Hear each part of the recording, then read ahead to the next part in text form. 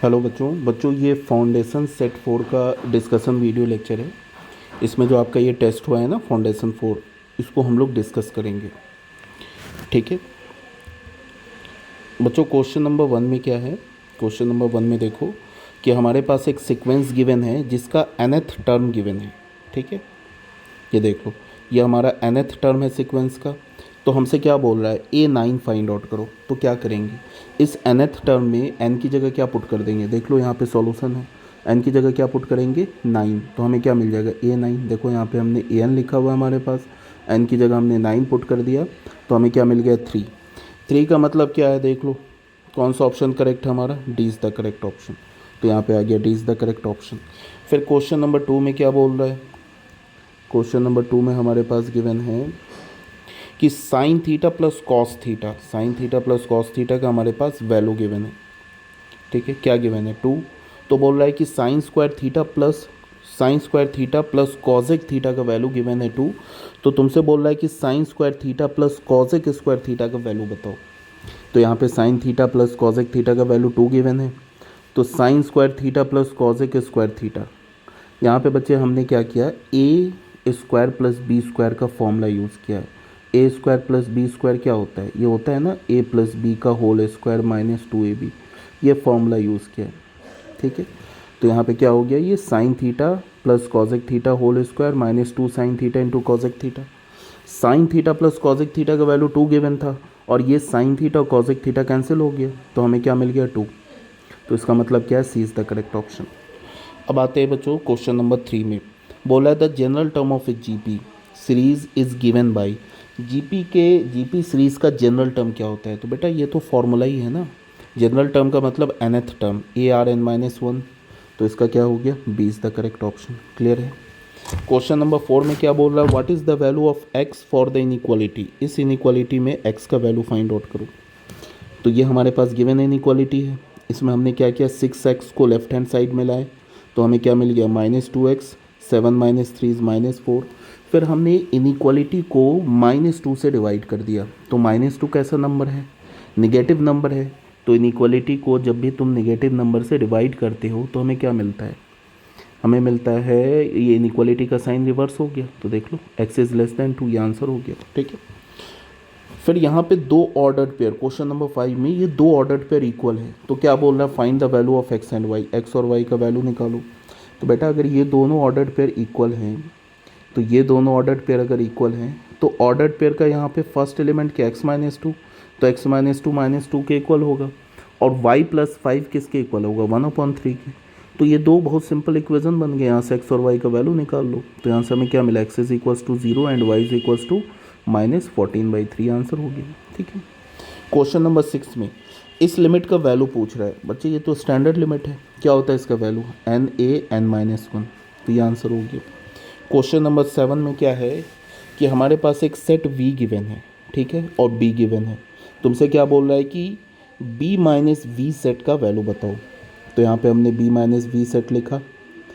अब B - V के लिए हम लोग क्या करेंगे, B सेट के अंदर जो भी V सेट का एलिमेंट है उसको हटा देंगे। तो B सेट के अंदर V सेट का एलिमेंट कौन सा है, देखो A, एक तो A प्रेजेंट है, यहाँ भी देखो A प्रेजेंट है। फिर दूसरा क्या I, तो A भी हट गया, I भी हट गया, फिर उसके बाद U भी हट गया, तो क्या बचा K। तो ये K आंसर हो गया।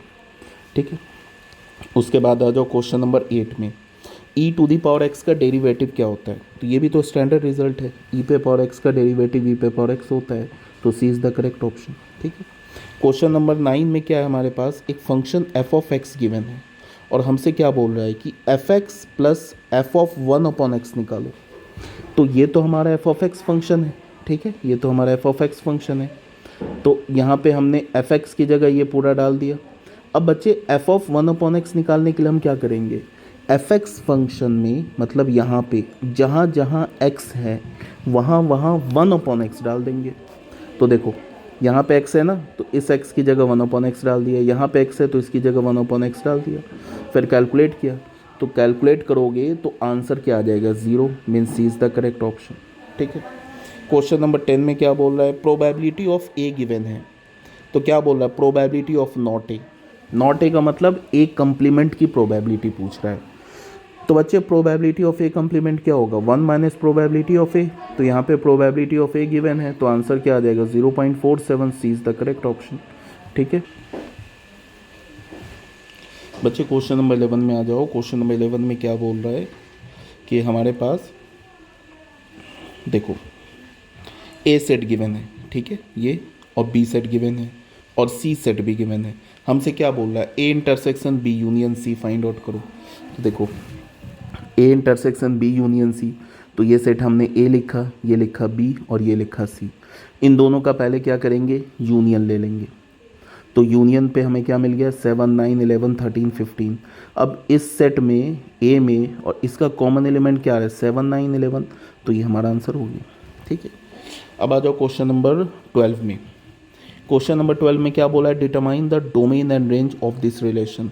डोमेन और रेंज फाइंड आउट करना है ये रिलेशन का। देखो तो ये तो बच्चे रिलेशन गिवन है, ये हमारे पास क्या गिवन है, रिलेशन गिवन है। इस रिलेशन का हमें डोमेन और रेंज चाहिए।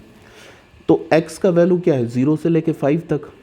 तो ये जो है ना हमारे पास ऑर्डर्ड पेयर, इसमें देखो यहाँ पे x का वैल्यू 0 डाला, एक ऑर्डर्ड पेयर आ गया, फिर 1 डाला, 2 डाला, 3 4 5, ये सब पुट किया, तो हमारे पास ऑर्डर्ड पेयर क्या आ गया, 0 5 1 6 2 7 3 8 4 9 5 10, ये 5 10। तो ये हमारा कंप्लीट रिलेशन आ गया इन रोस्टर फॉर्म। अब ये जो हमारा रिलेशन आ गया बच्चे रोस्टर फॉर्म में, तो फिर हमें पता है कि हर एक ऑर्डर्ड पेयर का जो पहला एलिमेंट होता है ना, ये क्या होता है बच्चे, डोमेन होता है। ठीक है, तो पहले एलिमेंट का सेट बना लिया तो डोमेन आ गया। फिर हर एक ऑर्डर्ड पेयर के दूसरे एलिमेंट का सेट बनाएंगे तो क्या आता है, ये रेंज आता है। तो दूसरे एलिमेंट का ऑर्डर्ड पेयर के दूसरे एलिमेंट का सेट बना लिया तो रेंज आ गया, ये हमारा आंसर हो गया। क्वेश्चन नंबर 13 में क्या बोला है, साइन 15 का वैल्यू फाइंड आउट करो। तो साइन 15 को हम कैसे लिख सकते हैं, 45 डिग्री माइनस 30 डिग्री। अब यहाँ पे साइन ए माइनस बी का फॉर्मूला अप्लाई कर देंगे यहाँ पे, तो क्या होगा, sign A cos B minus cos A sine B. Sign 45 होता है 1/√2, कॉस 30 होता है √3/2, कॉस 45 1/√2, साइन 30 1/2। तो ये हमारा आंसर हो गया सिंप्लीफाई करके। क्वेश्चन नंबर 14 में क्या बोल रहा है, क्वेश्चन नंबर 14 में बोल रहा है कि ये जो हमारा रिलेशन है क्या ये करेक्ट रिलेशन है, 3 फैक्टोरियल प्लस 4 फैक्टोरियल क्या 7 फैक्टोरियल के इक्वल होता है। तो ऑब्वियस सी बात है फॉल्स है, बट ये हमें दिखाना होगा, 2 मार्क्स का है ना क्वेश्चन। तो देखो हमने क्या किया है कि 3 फैक्टोरियल प्लस 4 फैक्टोरियल का वैल्यू पहले कैलकुलेट किया। कैसे किया, 3 फैक्टोरियल रहने दिया, 4 फैक्टोरियल को 4 इंटू 3 फैक्टोरियल लिख दिया। इन दोनों में से ना 3 फैक्टोरियल कॉमन ले लिया, तो 1 + 4, तो क्या आ जाएगा, 3 फैक्टोरियल को लिख दिया 3 2 1, और 4 + 1 5 हो गया। तो ये हमें क्या मिल गया 30।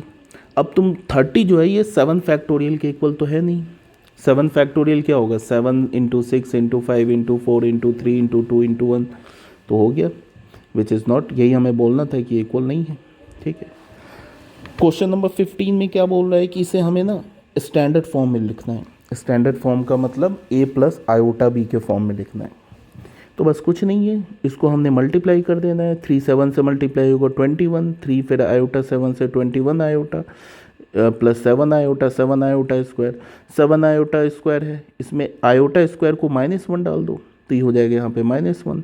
21 - 7 आ जाएगा 14, अब प्लस 28 आयोटा, तो ये आ गया a + i/b के फॉर्म में, ये हमारा आंसर हो गया। क्वेश्चन नंबर 16 में क्या बोला है, इस लिमिट को इवैल्यूएट करो। तो बच्चे इस लिमिट को इवैल्यूएट करने के लिए हमारे पास जो रिज़ल्ट यूज़ होगा वो ये यूज़ होगा, limit x is tending towards a, x पे पावर n माइनस a पे power n upon x minus a। इसकी वैल्यू क्या होती है बच्चे n a पे पावर n - 1, ये वैल्यू होता है। तो देखो क्या किया हमने, सबसे पहले ना z - 1 से मल्टीप्लाई डिवाइड कर दिया। अब ये लिमिट और ये लिमिट, अब उसके बाद क्या किया कि ये जो z - 1 है ना, ये जो न्यूमरेटर में दिख रहा है z - 1, इसको ना डिनोमिनेटर के डिनोमिनेटर में पहुंचा दिया, इस डिनोमिनेटर के डिनोमिनेटर में पहुंचा दिया, ऐसे कर दिया। उसके बाद लिमिट को अलग अलग कर लिया, दोनों साइड लिमिट को अलग अलग कर लिया। फिर लिमिट क्या होगा, ये इस पर न्यूमरेटर पे लिमिट लगाओगे तो कोई फ़र्क नहीं पड़ेगा बिकॉज कांस्टेंट है, तो ये लिमिट डिनोमिनेटर में आ जाएगा, आ गया। अब बच्चे ये वाला जो फार्मूला है ना, ये फार्मूला इस लिमिट पे भी अप्लाई होगा, यहाँ पे ये लिमिट पे भी अप्लाई होगा और इस लिमिट पे भी अप्लाई होगा। तो यहाँ पे n का काम क्या कर रहा है इसमें 1/3 और a का काम क्या कर रहा है 1, तो 1/3 मतलब n a पे पावर n-1, फिर 1/n a पे पावर n-1 कैलकुलेट किया तो आंसर क्या आ गया 2, ये हमारा आंसर हो गया। बच्चे क्वेश्चन नंबर 17 में ना इस फंक्शन का डेरिवेटिव फाइंड आउट करना है। तो ऑब्वियस सी बात है कि डेरिवेटिव निकालने के लिए एक काम तो तुम ये कर सकते हो कि दोनों को मल्टीप्लाई करके एक सिंगल फंक्शन बना लो, प्रोडक्ट से हटा दो, या तो दूसरा प्रोडक्ट रूल यूज़ कर लो। तो यहाँ पे मैंने क्या किया, प्रोडक्ट रूल यूज़ किया है, ये वाला फॉर्मूला। पहले x-1 को छोड़ा, x-2 को डिफरेंशिएट किया, फिर x-2 को छोड़ा, x-1 को डिफरेंशिएट किया। तो x की डेरिवेटिव क्या होगी, अलग अलग डेरिवेटिव करेंगे ना, x की डेरिवेटिव 1 होगी और 2 की डेरिवेटिव 0। x-2 छोड़ दिया, x की डेरिवेटिव 1 और 1 की डेरिवेटिव 0।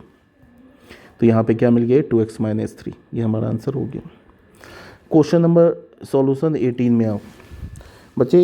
इसमें ना 18 में देखो, इसमें क्या बोल रहा है, एक सेट गिवन है और बोल रहा है कि इस सेट का सभी सबसेट लिखो, जितने भी सबसेट है ना ऑल पॉसिबल सबसेट लिखो। तो सबसे पहले सेट ए का कार्डिनल नंबर क्या है 2, 2 एलिमेंट है ना, तो नंबर ऑफ सबसेट कितने होंगे 2 पे पावर कार्डिनल नंबर, तो 2 पे पावर 2 तो 4।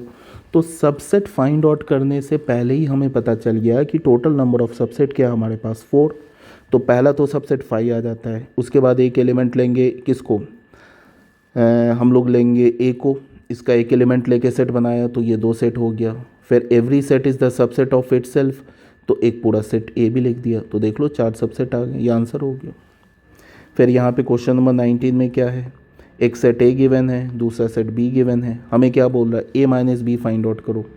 तो ये ए माइनस बी, तो ए माइनस बी कैसे फाइंड आउट करते हैं, सेट ए के अंदर सेट बी के एलिमेंट को हटा दो। तो सेट ए के अंदर बी का कौन सा एक एलिमेंट है, ये 2, तो 2 हटा दिया, फिर 4, 4 हटा दिया, 6, 6 हटा दिया, तो क्या बचा 1, 3, 5, तो ये हमारा हो गया ए माइनस बी। अब बी माइनस ए कैसे फाइंड आउट करेंगे, सेट बी के अंदर एक एलिमेंट को हटा दो। तो देखो ये है ना हमारा एक तो 2, ये देखो ये जो 2 है ये बी में भी है, ए में भी है और बी में भी है, तो इसको हटा देंगे। फिर यहाँ पे 4 भी हट जाएगा, फिर यहाँ पे 6 भी देखो यहाँ पे प्रेजेंट, ये भी हट जाएगा, तो 8 बच जाएगा, ये हमारा आंसर हो गया। क्वेश्चन नंबर 20 में क्या है कि जो लाइन है ना इसको हमें इंटरसेप्ट फॉर्म में रिड्यूस करना है। सबसे पहले इंटरसेप्ट फॉर्म होता क्या है, इंटरसेप्ट फॉर्म होता है x/a plus y/b is equals to 1। बेटा ये होता है इंटरसेप्ट फॉर्म, इसमें हमें रिड्यूस करना है लाइन के इक्वेशन को।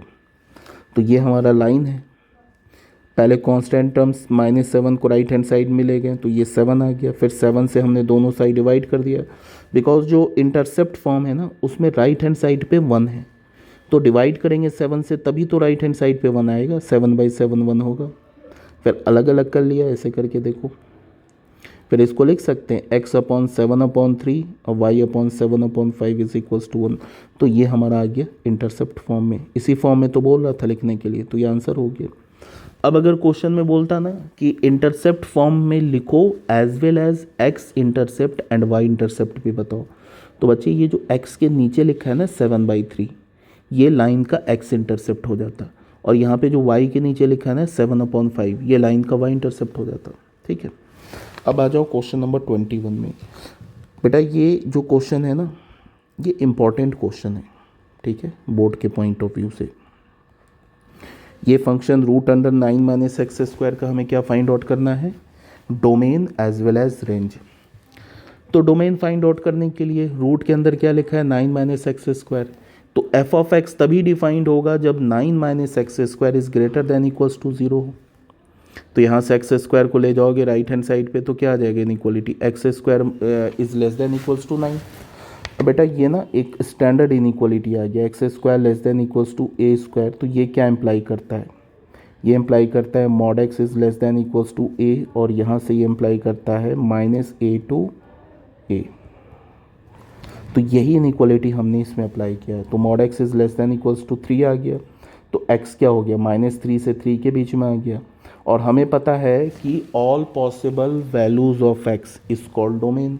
तो x का पॉसिबल वैल्यू क्या आया, lies between -3 to 3 including -3 including 3, तो ये हमारा डोमेन हो गया, ये आंसर हो गया। अब रेंज निकालने के लिए हमने क्या किया कि ये जो फंक्शन गिवन है ना y is equals to √9 - x², पहले इन दोनों को स्क्वायरिंग कर दिया। स्क्वायरिंग करने के बाद x को y के टर्म में लिखा। यहाँ पे जो फंक्शन है ना, ये फंक्शन बेटा यहाँ पे ये y x के टर्म में है। f ऑफ x क्या है, ये y है ना, तो y लिखा हुआ है इन टर्म्स ऑफ x के टर्म में लिखा है। रेंज निकालने के लिए हम उल्टा करते हैं, x को y के टर्म में लिखते हैं। तो यहाँ पे देखो, यहाँ पे हमने लिख लिया x को y के टर्म में, x को एक साइड पे रखा और बाकी सारे टर्म्स को राइट हैंड साइड पे भेज दिया। अब इस x को डिफाइंड होने के लिए ये जो स्क्वायर रूट के अंदर लिखा है ना 9 माइनस वाई स्क्वायर, ये ग्रेटर देन इक्वल्स टू 0 होगा। तो इसका मतलब y square is less than equals to 9 होगा। तो फिर y की पॉसिबल वैल्यू क्या मिली, -3 to 3। देखो बच्चे, डोमेन जब हम फाइंड आउट करते हैं ना, तो x के पॉसिबल वैल्यूज़ को हम आंख बंद करके रेंज बोल देते हैं, कोई इशू नहीं है, ठीक है। बट जब हमें y का पॉसिबल वैल्यू मिलता है ना, तो हम ऐसे नहीं बोल सकते हैं कि वो आ जाएगा तुम्हारा रेंज। हमें उसके लिए ना थोड़ा सा कुछ चीज़ों को ना ध्यान में रखना होता है। जैसे हमने यहाँ पे बच्चे फंक्शन चेंज कर दिया है, जब हमने स्क्वायरिंग किया ना यहाँ पे, तो फंक्शन हमारा चेंज हो गया। तो जब फंक्शन चेंज हो गया तो जो भी y का पॉसिबल वैल्यूज़ आएगा ना, एक बार उसको दोबारा चेक करेंगे ओरिजिनल फंक्शन से, ठीक है। तो यहाँ पे ओरिजिनल फंक्शन तो ये है हमारा। तो यहाँ पे जब हम चेक करने आए तो हमने देखा कि y कभी निगेटिव तो हो ही नहीं सकता है, बिकॉज y जो है ये तो पॉजिटिव स्क्वायर रूट के इक्वल है, ये तो कभी निगेटिव नहीं हो सकता है, ठीक है। इसका मतलब क्या है बच्चे, इसका ये मतलब है कि जो y का ये हमें पॉसिबल वैल्यू मिला है ना -3 to 3, इसमें से निगेटिव वैल्यू हटा देना, सिर्फ और सिर्फ निगेटिव वैल्यू। निगेटिव में 0 नहीं आता है, ठीक है। तो हमने निगेटिव वैल्यू हटा दिया, इसको लिखा भी यहाँ पे मैंने मेंशन भी किया है, as √9 minus x square is non negative. तो y रेंज क्या हो जाएगा, 0 to 3। 0 नहीं हटाना है, -3 से 3 के बीच में सिर्फ निगेटिव नंबर हटा देना है। तो ये रेंज आ गया, ये हमारा आंसर हो गया, ठीक है। और बच्चे ये इंपॉर्टेंट क्वेश्चन है, क्वेश्चन नंबर 21। क्वेश्चन नंबर 22 में आ जाओ। इस ट्रिग्नोमेट्रिक फंक्शन का हमें क्या फाइंड आउट करना है, प्रूफ करना है कि ये 3/2 के इक्वल है। तो लेफ्ट हैंड साइड हमें उठाया, sin π/6 का मतलब 30 डिग्री, 1/2 पुट कर दिया। cosec स्क्वायर 7 π/6 है, तो इसको अभी हमने कोई वैल्यू नहीं पुट किया है। cos 60 डिग्री क्या होता है, 1/2, यहाँ पुट कर दिया, ठीक है। यहाँ पे लिखा हुआ भी है कि sin 30 डिग्री 1/2 होता है एंड cos 60 डिग्री भी 1/2 होता है। उसके बाद बच्चे ये जो 7 π/6 है ना, इसको हम लिख सकते हैं पाई प्लस π/6। और cosec पाई प्लस थीटा क्या होता है, cosec pi plus theta minus cos theta minus cosec theta होता है। तो यहाँ पे थीटा का काम क्या कर रहा है, π/6। तो देखो ये माइनस cosec π/6 हो गया। उसका स्क्वायर गिवन है, तो ये जो निगेटिव है पॉजिटिव हो जाएगा। तो यहाँ पे क्या आ जाएगा, cosec स्क्वायर π/6, ठीक है। अब cosec π/6 क्या होता है बच्चे, cosec π/6 होता है 2। तो 2 का स्क्वायर करोगे तो यहाँ पे 4 आ जाएगा, 1/4 ऑलरेडी है, कैलकुलेट करेंगे तो 3/2, right hand side hence proved, ठीक है। क्लियर है यहाँ तक। अब आ जाओ बच्चे सॉल्यूशन नंबर 23 में। इसमें सॉल्यूशन में देखो ये क्या बोल रहा है, इसमें हमारे पास फंक्शन गिवन है और क्या बोल रहा है, be a function from R to R, determine the range of the function. Range निकालने के लिए बोल रहा है। अब तुम्हारा सबसे पहला ये क्वेश्चन उठेगा दिमाग में कि डोमेन क्यों नहीं बोल रहा है निकालने के लिए, रेंज ही क्यों बोल रहा है, ठीक है। बिकॉज जब भी बोलता है डोमेन रेंज इकट्ठे बोलता है। बच्चे क्वेश्चन में ना डोमेन ऑलरेडी गिवन है, x बिलोंग्स टू R बोल दिया ना। अगर हमने क्वेश्चन में x का रेंज फिक्स कर दिया, ठीक है, तो जो भी x का रेंज होगा एक्चुअली में वो फंक्शन का डोमेन होगा। तो यहाँ पे तो हमने बोल दिया ना कि x जो हमारा ये तो कोई भी रियल नंबर हो सकता है। इसका मतलब कि हमने x का रेंज बता दिया कि x can be any real number. इसका मतलब domain can be any real number. तो डोमेन तो फंक्शन का क्वेश्चन में ही गिवन है, क्वेश्चन में ही बोल रहा है कि x कोई भी रियल नंबर हो सकता है, तो फंक्शन का डोमेन ही हो गया ऑल रियल नंबर, इसीलिए रेंज पूछ रहा है। डोमेन तो क्वेश्चन में ही दे दिया है। रेंज निकालने के लिए फिर वही काम करेंगे। fx तो y के इक्वल होता है, उसको लिख दिया x² / 1 + x²। यहाँ से क्रॉस मल्टीप्लाई करके हमने x को y के टर्म में लिखा, तो ये आ गया xy के टर्म में, ठीक है। अब बच्चे इस x को डिफाइंड होने के लिए ये जो स्क्वायर रूट के अंदर लिखा हुआ है ना, ये y, ये ग्रेटर दैन इक्वल्स टू 0 होगा। तो यहाँ पे y 1 - y is greater than equals to 0। अब बच्चे यहाँ पे इस क्वेश्चन को सॉल्व करने का ना मैंने 2-3 मेथड बता रखा है यहाँ पे, कुछ method number 1, method number 2, 3 method है एक्चुअल में, इसलिए कि अब इस केस में वेवी कर्व रूल यूज़ होगा। अगर तो तुम्हें वेवी कर्व रूल आता है तब तो कोई दिक्कत वाली बात नहीं है, नहीं आता है तो भी कोई प्रॉब्लम नहीं है, और भी 2-3 मेथड है उससे तुम कर सकते हो। अगर वेवी कर्व रूल आता है ना बच्चे, तो नोमरेटर को 0 के इक्वल करो, तो y को 0 के इक्वल करोगे तो y का वैल्यू क्या आ जाएगा 0। उसके बाद y-1 डिनोमिनेटर को 0 करो तो y का वैल्यू क्या आ जाएगा 1। इन दोनों को ना नंबर लाइन पे रख दो, तो एक 0 और एक 1 रख दिया। डिनोमिनेटर से जो y का वैल्यू आता है ना उसको हम कभी भी लेते नहीं हैं एज अ रूट, इसलिए नहीं लेते हैं कि y का वैल्यू अगर तुम 1 लोगे ना तो ये जो क्वांटिटी है डिफाइंड ही नहीं होगा, समझ रहे हो। यहाँ पे तो y का वैल्यू 1 डाल ही नहीं सकते हैं, अदरवाइज डिनोमिनेटर 0 हो जाएगा, तो y इज इक्वल्स टू 1 हमने हटा दिया। अब यहाँ पे इक्वलिटी है, तो इक्वलिटी कब होल्ड करता है, जब न्यूमरेटर 0 होगा, तो इसका मतलब y इज इक्वल्स टू 0 ये रूट ले सकते हैं। तो यहाँ पे हमने एक फिल्ड सर्कल बनाया, बिकॉज 0 एक्सेप्टेबल है और y को हमने रिजेक्ट कर दिया, सॉरी 1 को हमने रिजेक्ट कर दिया। अब ये जो नंबर लाइन है ना हमारा, ये 3 पार्ट में डिवाइड हो गया, ठीक है।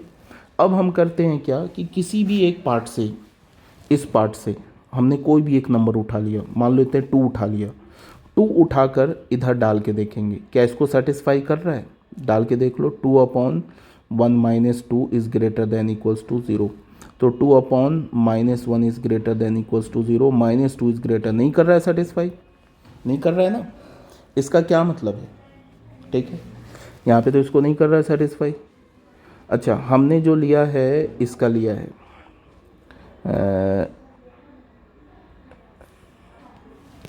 इसका लिया है, तो इसका लेने का मतलब इसकी इनइक्वालिटी हमने नंबर लाइन पे प्लॉट किया है।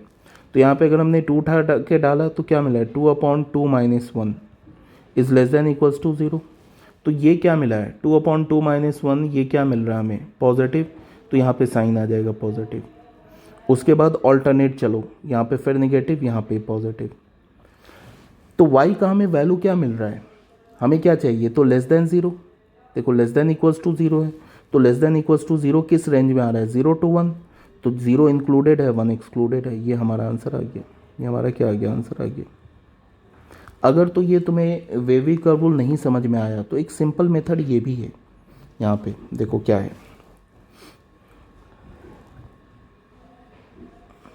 यहाँ पे हम लोग ऐसे भी कर सकते हैं कि ये भी लिख सकते हैं कि कुछ 2-4 नंबर डाल दे ऐसे करके, 0 डालेंगे तो 0, x की जगह 0 डालो, यहाँ पे 0, 0 आ जाएगा, 0 ± 0.5 पे क्या हो जाएगा 1/5, ±1 पे क्या हो जाएगा 1/2।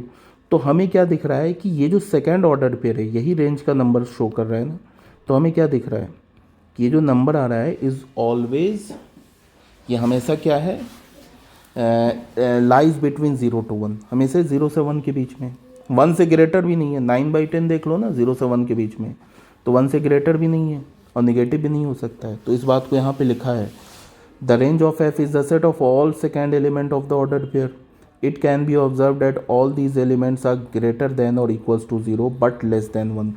जितने भी सेकेंड ऑर्डर पेयर आ रहे हैं ना वो ग्रेटर देन इक्वल्स टू 0 है, 0 के इक्वल तो आ रहा है बट 1 से छोटा है। रीज़न भी यहाँ पे मेंशन किया हुआ है, न्यूमरेटर ग्रेटर देन डिनोमिनेटर है बेटा, यहाँ पे x²/1 + x² में ये जो x² है ये लेस है 1 + x² से, फॉर एनी रियल नंबर, कोई भी रियल नंबर डालो, तो x² is less then x² + 1। तो अगर न्यूमरेटर डिनोमिनेटर से छोटा है और दोनों पॉजिटिव है, न्यूमरेटर डिनोमिनेटर दोनों पॉजिटिव है, तो फ्रैक्शन 0 से 1 के बीच में होगा, तो रेंज आ गया 0 से 1 के बीच में, ऐसे भी निकाल सकते हो। एक और मेथड है, ये मेथड मैं तुम लोगों पे छोड़ रहा हूँ, इसको खुद से ट्राई करो, ठीक है। उसके बाद आ जाओ क्वेश्चन नंबर 24 में। क्वेश्चन नंबर 24 में क्या बोल रहा है, इसका वैल्यू चाहिए हमें, 2 sin² 3π/4, 2 cos² π/4, 2 sec² π/3। तो बच्चे sin² 3π/4 है, तो इसमें इसको हमने क्या लिखा, ये cos π/4 और sec π/3, इसका तो वैल्यू पुट कर दिया। अब 3π/4 को लिखा π - π/4, तो sin π - थीटा क्या होता है, sin थीटा, तो ये हो जाएगा sin π/4। इसको कैलकुलेट किया तो 1 + 8 आ गया। अब इस टोटल को कैलकुलेट करो तो 10 आ जाएगा, राइट हैंड साइड प्रूफ हो गया। क्वेश्चन नंबर 25 में क्या बोल रहा है कि find the equation of the right bisector of the line segment joining the point this and this. इन दोनों पॉइंट को ज्वाइन करने वाले जो राइट बाइसेक्टर है उसका इक्वेशन फाइंड आउट करो। तो देखो क्वेश्चन में एक तो पॉइंट ए गिवन है, दूसरा पॉइंट बी गिवन है। इन दोनों को ज्वाइन करने पे ये राइट बाइसेक्टर आ रहा है। क्या क्या राइट बाइसेक्टर? राइट बाइसेक्टर का मतलब कि ये जो लाइन है ना, इन दोनों को म्यूचुअल परपेंडिकुलर भी डिवाइड कर रहा है और बाइसेक्ट भी कर रहा है, परपेंडिकुलर भी और बाइसेक्ट भी कर रहा है। तो बच्चे इस पॉइंट एम का कोऑर्डिनेट निकाल लेते हैं by mid point formula. Mid point formula तो तुम्हें पता ही होगा।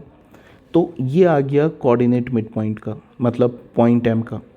ये देख लो 1,3, ये पॉइंट एम का कोऑर्डिनेट निकाल लिया। हमें तो इस लाइन की इक्वेशन चाहिए ना, इस लाइन की इक्वेशन चाहिए। तो सबसे पहले एम निकाल लिया हमने, एम पॉइंट का कोऑर्डिनेट निकाल लिया। अब अगर हमें इस लाइन का स्लोप पता चल जाए तो इक्वेशन आ जाएगा पॉइंट स्लोप फॉर्म से। इस लाइन का, ये जो लाइन है इसका स्लोप निकालने के लिए हमने क्या किया कि ये दोनों लाइन, ये लाइन और ये लाइन तो आपस में परपेंडिकुलर है, तो इन दोनों लाइंस के स्लोप्स का प्रोडक्ट क्या होगा? -1। तो स्लोप ऑफ ए बी, पहले इस लाइन का स्लोप निकालते हैं। Slope of A B, line A B, slope of line A B, slope of line A B क्या होगा बच्चे? Slope of line A B अगर हमें निकालना है तो 2 पॉइंट फॉर्म यूज़ कर लिया। देखो del y by del x, यहाँ पे देखो del y by del x use किया, तो स्लोप ऑफ ए बी क्या आ गया? 1/2। तो slope of line perpendicular to A B क्या होगा? -1 upon slope of line A B. तो ये जो रिक्वायर्ड लाइन है ना, ये रिक्वायर्ड लाइन, इसका स्लोप क्या मिल गया? -2। तो यहाँ पे हो गया। अब पॉइंट स्लोप फॉर्म से इक्वेशन आ जाएगा। पॉइंट स्लोप फॉर्म भी मैंने यहाँ मेंशन किया हुआ है। एम का कोऑर्डिनेट क्या मिला हमें? पॉइंट एम का कोऑर्डिनेट मिला है 1,3। ये मिल गया पॉइंट एम का कोऑर्डिनेट। तो यहाँ पॉइंट स्लोप फॉर्म से इसका इक्वेशन निकाल दिया, ये हमारा आंसर हो गया। ठीक है। क्वेश्चन नंबर 26 में क्या बोल रहा है? E and F are independent events. E and F are independent events such that probability of E given है, प्रोबेबिलिटी ऑफ एफ गिवन है। बोला find the probability of E and F. अच्छा sorry, probability of E and F भी given है, मतलब E intersection F भी given है 1/8। तो बोला ई और एफ की प्रोबेबिलिटी निकालो, probability of not E and not F की प्रोबेबिलिटी निकालो। तो गिवन क्या क्या है? ई की प्रोबेबिलिटी गिवन है, एफ की प्रोबेबिलिटी गिवन है, ई इंटरसेक्शन एफ की प्रोबेबिलिटी गिवन है। तो ई और एफ की प्रोबेबिलिटी क्या होता है? ई यूनियन एफ क्या होगा? Probability of E, probability of F minus probability of E intersection F. ये तो तीनों वैल्यूज गिवन है ना, बस वैल्यू पुट किया, आंसर आ गया। सेकेंड में क्या बोल रहा है? Not E and not F. तो नॉट ई का मतलब ई कंप्लीमेंट, एंड का मतलब इंटरसेक्शन, नॉट एफ का मतलब एफ कंप्लीमेंट। तो यहाँ पे बच्चे डिमॉर्गन्स रूल यूज़ करेंगे। ई कंप्लीमेंट इंटरसेक्शन एफ कंप्लीमेंट क्या होगा? E union F complement. तो बच्चे यहाँ पे ना हमने डिमॉर्गन्स रूल यूज़ कर लिया ना, तो डिमॉर्गन्स रूल यहाँ पे देखो, यहाँ पे मेंशन भी किया मैंने। अब probability of E union F complement क्या होगा? 1 minus probability of E union F. E union F की प्रोबेबिलिटी ऑलरेडी हमने यहाँ पे निकाल रखा है 5/8, तो 1 माइनस 5/8, तो ये 3/8 आंसर आ गया। क्वेश्चन नंबर 27 में आ जाओ। इस लिमिट को हमें एवेलुएट करना है। तो यहाँ पे हमने क्या लिखा? 1 + x पे पावर स्क्वायर रूट है तो 1/2 माइनस 1 पे पावर 1/2। x को क्या मैं ऐसे लिख सकता हूँ? x + 1 - 1। ठीक है। अब बच्चे ये तो डायरेक्ट इस फॉर्मूले पे आ गया ना, nx n-1 पे। तो यहाँ पे n का काम क्या कर रहा है? n का काम कर रहा है 1/2 और a का काम क्या कर रहा है? 1। तो 1/2, 1 पे पावर 1/2 - 1, तो आंसर क्या आ जाएगा? 1/2। ठीक है। इसका एक ऑल्टरनेट मेथड भी बता रखा है, देख लेना।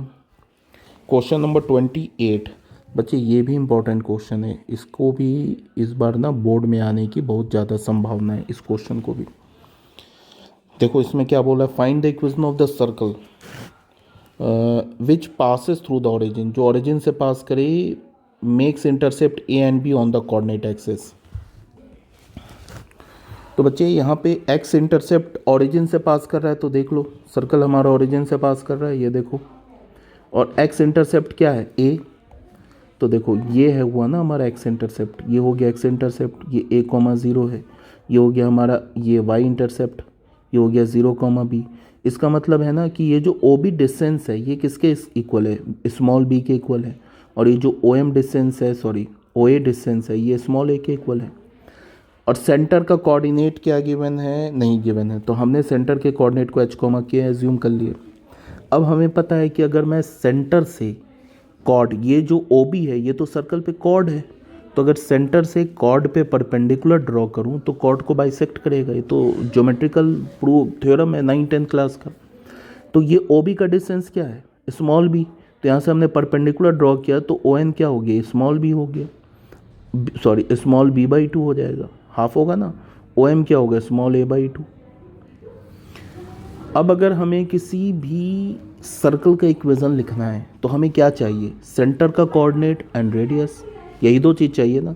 तो रेडियस तो सी ओ बन जाएगा, वो तो आराम से निकल जाएगा। ये तो ऑरिजिन है, इसका कोऑर्डिनेट क्या है 0,0, तो इस h, k से ऑरिजिन के बीच का डिस्टेंस निकाल लो तो रेडियस आ जाएगा। तो डिस्टेंस निकालने के लिए इसमें हमने पाइथागोरस थ्योरम यूज़ किया। ये वाला डिस्टेंस हमारा क्या है a/2 और ये डिस्टेंस क्या है b/2। तो यहाँ पे क्या करेंगे, तो OC क्या हो जाएगा हमारा, पाइथागोरस थ्योरम यूज़ करोगे तो OC क्या हो जाएगा हमारा, √a/2 स्क्वायर प्लस b/2 का होल स्क्वायर, यही हो जाएगा ना। तो ये तो बच्चे हमारा बन गया क्या, ये तो हमारा बन जाएगा रेडियस। अब सेंटर का कोऑर्डिनेट चाहिए, मतलब ये h और k का वैल्यू चाहिए। तो बच्चे यहाँ देखो, तुम यहाँ देखो, ये C पॉइंट, ये H क्या है, C पॉइंट का x कोऑर्डिनेट है, और x कोऑर्डिनेट क्या हो जाएगा, a/2 नहीं हो जाएगा, मतलब x कोऑर्डिनेट यही तो होगा ओ एम क्या हमारा a/2 हो जाएगा, और k क्या हो जाएगा, ये b/2। तो यहाँ पे h का वैल्यू हमें क्या मिलेगा a/2, और k का वैल्यू क्या मिलेगा हमें b/2। तो सेंटर का कोऑर्डिनेट भी मिल गया सर्कल का a/2 b/2। तो देख लो यही बात मैंने लिखा हुआ है, h का वैल्यू देख लो a/2 और k का वैल्यू b/2। तो यही सर्कल का इक्वेशन होता है ना। तो h की जगह क्या डाल दो a/2 और k की जगह डाल दो b/2, और ये जो हमारा रेडियस क्या मिला है √a/2 square plus b/2 square, उसका स्क्वायरिंग करोगे तो स्क्वायर रूट हट जाएगा। तो ये इक्वेशन आ गया, इसको सॉल्व कर लोगे तो ये आंसर आ जाएगा। ठीक है ना। अब आ जाओ बच्चे सेक्शन डी लॉन्ग टाइप में। क्या बोल रहा है कि cos x का वैल्यू निकालो, find the cos x f' by first principle. तो फर्स्ट प्रिंसिपल से वैल्यू निकालने के लिए क्या करेंगे, f' का ये तो हमारे पास फॉर्मूला होता है।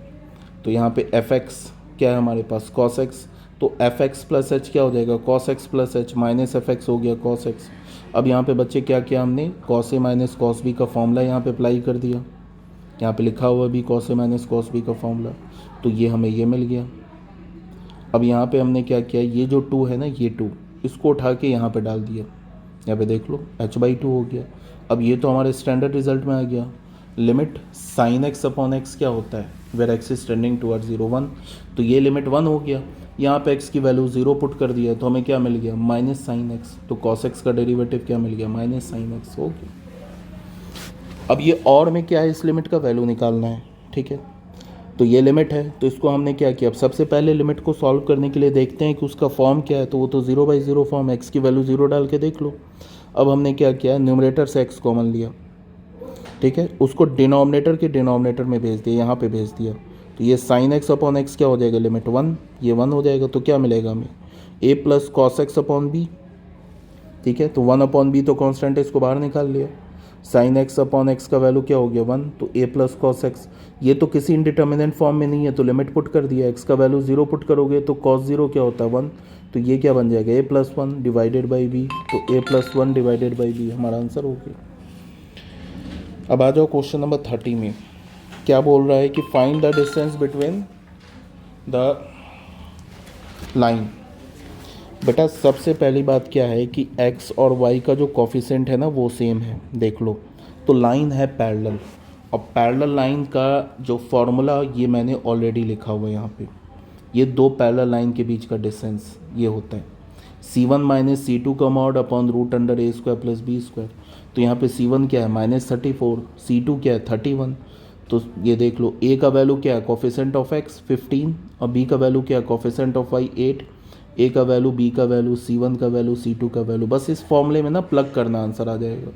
फॉर्मूले में डाला, आंसर आ गया 65/17, ये आंसर हो गया। क्वेश्चन नंबर 30 में आ जाओ। अच्छा, इसका 30 का और वाला देख लो। In what ratio the line joining this and this divided by this line. बोल रहा है कि इन दो पॉइंट को ज्वाइन करने, अगर इन दो पॉइंट को, ये जो लाइन है, ये लाइन x + y/4 किस रेशियो में डिवाइड कर रहा है। इन दो पॉइंट्स को ज्वाइन करने वाले लाइन को, इन दो पॉइंट्स को ज्वाइन करने वाले लाइन को, ये जो गिवन लाइन है ना x + y = 4, किस रेशियो में डिवाइड कर रहा है। तो सबसे पहले हमने क्या किया कि इन दोनों पॉइंट्स को ज्वाइन करने वाला लाइन का इक्वेशन लिख लिया, वो ये मिल गया 2 पॉइंट फॉर्म से। बच्चे ये 2 पॉइंट फॉर्म अप्लाई किया है तो ये मिल गया। ठीक है, तो इक्वेशन ऑफ लाइन हमारे पास क्या गिवन है, ये लाइन गिवन है ना, यहाँ पे देखो ये है ना x + y = 4। इन दोनों पॉइंट को ज्वाइन करने से जो लाइन मिला उसकी इक्वेशन ये आ गई, और हमारे पास गिवन दूसरा लाइन का इक्वेशन क्या, x + y = 4। इन दोनों को सॉल्व किया। ठीक है, यहाँ पे शायद मैंने डायग्राम बना रखा है, ये x + y = 4 है, और ये इन दोनों, ये दो पॉइंट्स को ज्वाइन करने पे ये लाइन है। तो जब हमने इस लाइन के इक्वेशन को और इस लाइन के इक्वेशन को सॉल्व किया तो p पॉइंट क्या मिल गया, 1/3। हमने मान लिया कि जो लाइन है ना x + y = 4, ये ए बी लाइन को 1:λ रेशियो में डिवाइड कर रहा है। ठीक है, तो 1:λ रेशियो में इंटरनली डिवाइड कर रहा है, तो इससे p पॉइंट का कोऑर्डिनेट आ जाएगा अगर हम इंटरनल डिवीज़न फॉर्मूला अप्लाई करेंगे तो। और हमें p पॉइंट का कोऑर्डिनेट ऑलरेडी पता है 1/3, और यहाँ से जब हमने इंटरनल डिवीज़न रेशियो अप्लाई किया, ऐसे ही करते हैं ना इंटरनल डिवीज़न रेशियो, तो हमें क्या मिल जाएगा, p पॉइंट का कोऑर्डिनेट आ जाएगा इन टर्म्स ऑफ लैम्डा। ये देखो आ गया। अब यहाँ से कुछ नहीं करना है, ऑर्डर्ड पेयर मिल गया ना, ये दो ऑर्डर्ड पेयर, इन दोनों ऑर्डर्ड पेयर के x कोऑर्डिनेट और y कोऑर्डिनेट को इक्वेट करो तो लैम्डा की वैल्यू आ जाएगी। तो लैम्डा की वैल्यू क्या मिल गई हमें, 2। तो इसका क्या मतलब है, इसका मतलब है कि ये जो x + y = 4 जो है, इन दोनों पॉइंट्स को ज्वाइन करने वाले लाइन को 1:2 रेशियो में डिवाइड कर रहा है। हमने 1:λ लिया है ना, तो 1:2 रेशियो में डिवाइड कर रहा है। बस ये आंसर होगा। एग्जाम्पल 31, क्वेश्चन नंबर 31 देख लो बेटा, ये भी क्वेश्चन बहुत इंपॉर्टेंट है, ये भी आने की संभावना है इस बार। 5 + 55 इस सीरीज़ का वैल्यू निकालना है अप टू n टर्म्स। तो पहले टर्म में एक 5 है, दूसरे टर्म में 2 5 है, तीसरे टर्म में 3 5 है, तो nth टर्म में 5 जो होगा वो n टाइम्स होगा। यही चीज़ को लिखा गया है। सब में से हमने 5 कॉमन निकाल लिया, फिर 9 से डिवाइड कर दिया, फिर इस 9 को लिखा 10 पे पावर 1 - 1, 99 को लिखा 10 पे पावर 2 - 1, 999 को लिखा 10 पे पावर 3 - 1 एंड सो ऑन। तो जो nth टर्म होगा वो हो जाएगा 10 पे पावर n - 1। बच्चे मैथमेटिक्स में ना पैटर्न बहुत काम की चीज़ होती है। ठीक है, अगर तुम्हें पैटर्न पता चल गया कि जैसे फर्स्ट टर्म में है 10 पे पावर 1 - 1, सेकेंड टर्म है 10 पे पावर 2 - 1, थर्ड टर्म है 10 पे पावर 3 - 1, तो nth टर्म जो होगा वो 10 पे पावर n - 1 होगा। अब हर एक ब्रैकेट के पहले टर्म को एक साथ क्लब किया और दूसरे टर्म को एक साथ क्लब भी किया, माइनस बाहर भी निकाल दिया, तो यहाँ पे तो जीपी का फॉर्मूला यूज़ हो जाएगा। इसमें से भी हमने 10 बाहर निकाला, तो ये तो जीपी आ गया ना। ये कितने टर्म्स हैं, n टर्म्स हैं इस जीपी में, तो जीपी के n टर्म्स का फॉर्मूला अप्लाई कर दिया। 1 + 1 कितने टाइम्स है, n टाइम्स है, तो 1 को n टाइम्स ऐड करोगे तो वैल्यू क्या मिलेगा, n। तो ये सम ऑफ n टर्म्स आ गया, सिंप्लीफाई करोगे ये आंसर आ जाएगा। ठीक है, क्वेश्चन नंबर और में क्या बोला, find the mean and variance of the following distribution. ये हमारे पास डिस्ट्रीब्यूशन दे रखा है, क्लास दे रखा है, और क्या दे रखा है, क्लास के बाद फ्रीक्वेंसी। क्लास हमारा क्या है, सिमेट्रिक है। सिमेट्रिक का मतलब कंटिन्यूअस है, 30 40, देखो फिर 40 50, और हमें क्या बोल रहा है, मीन एंड वेरिएंस निकालने के लिए। तो बच्चे क्वेश्चन में ये फ्रीक्वेंसी गिवन है, तो क्लास है तो मिड पॉइंट निकालना पड़ेगा, फिर FI XI निकाल लिया। उससे भी पहले ये जो हमारा डेटा है, ये हमारा बच्चे डिस्क्रीट फ्रीक्वेंसी डिस्ट्रीब्यूशन है। ठीक है, तो ये FI निकाल लिया, XI निकाल लिया, FI XI निकाल लिया, फिर हमें पता है कि फॉर्मूले में मीन में क्या होता है, मीन तो हमारा sigma F i x I upon sigma F I होता है, बट वेरिएंस निकालने के लिए हमें x i minus x bar का होल स्क्वायर, तो यहाँ से हमें एक्स आई माइनस एक्स बार इस टेबल से निकाला, x i minus x bar का होल स्क्वायर निकाल लिया, फिर उसको एफ आई से भी मल्टीप्लाई कर दिया, तो सारा डेटा आ गया हमारे पास। बस मीन ये है, वेरिएंस का फॉर्मूला क्या होता है 1/n। अब फार्मूला याद नहीं है तो बच्चे कोई कुछ नहीं कर सकता है, ये बेटा फार्मूला होता है वेरिएंस का, ठीक है। तो 1/n, कैपिटल एन क्या है, सम ऑफ ऑल फ्रीक्वेंसी, तो 1/50। अब ये हमने निकाल रखा है ना f i x i minus x bar का होल स्क्वायर का समेसन, क्या निकाला है 10050, वो डाल दिया, कैलकुलेट किया, आंसर आ गया। तो बच्चे ये वेरिएंस हो गया। स्टैंडर्ड डेविएशन तो बोला नहीं है, बट स्टैंडर्ड डेविएशन अगर निकालना है तो वेरिएंस का पॉजिटिव स्क्वायर रूट ले लो तो स्टैंडर्ड डेविएशन आ जाएगा। ठीक है बच्चों, आई होप ये जो सेट 4 का जो फाउंडेशन का हमने पेपर डिस्कस किया है ये तुम्हें समझ में आया होगा। अगर कोई प्रॉब्लम है तो क्लास तो हमारी है ही आज, और तुम अपने क्रॉसपॉन्डिंग जो ग्रुप्स बने हैं ना उसमें अपने डाउट पूछ सकते हो।